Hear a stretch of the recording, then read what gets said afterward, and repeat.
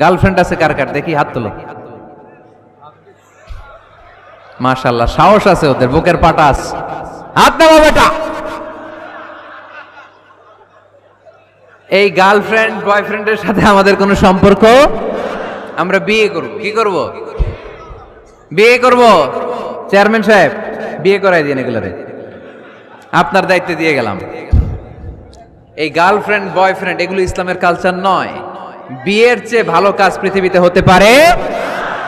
বিয়ে করতে গেলেই বাপে বলে আগে নিজের পায়ে দাঁড়া। তো এতদিন ও কার পায়ে দাঁড়াইছে? ছেলে মেয়েদেরকে সাহস দেন, ছেলেও পড়বে। ওই যে একজন চিল্লান দিয়ে উঠছে, ওর কমন পড়ছে, কমন পড়ছে। মাশাআল্লাহ। গার্ডিয়ানরা যারা আছেন ওদের দুঃখ কষ্ট একটু বুঝছেন আপনারা, মিলাই দিয়েন ওদেরকে, বিয়ের পিড়িতে বসায় দিয়েন। বিয়েতে কল্যাণ, বিয়েতে বরকত। বিয়ের মতো ভালো কাজ হতে পারে না। সব নবীরা বিয়ে করেছেন। আর নিকাহ মিন সুন্নতি, বিয়ে আমার সুন্নাত। ফামান রাগিবা আন সুন্নতি ফালাইসা মিন্নি, যে আমার সুন্নতকে ভালোবাসে না সে আমার উম্মত হতে পারে না। বিয়েটাকে সহজ করে দেন।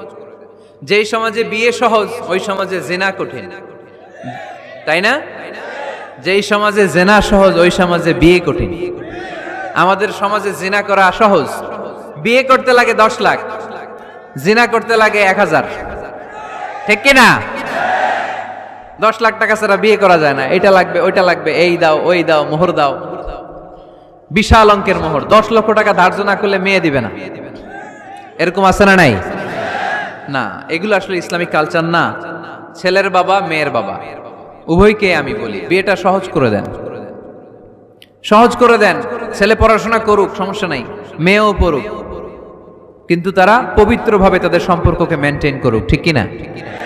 তাদের এই যৌবনের তাড়নায় যে পাপের সাথে জড়াবে তার পার্সেন্টেজ গুণা বাবা হিসেবে আপনার কাঁধেও আছে না নাই?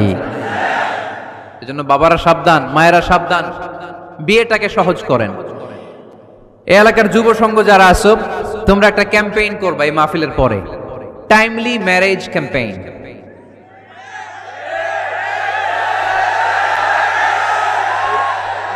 Timely marriage campaign.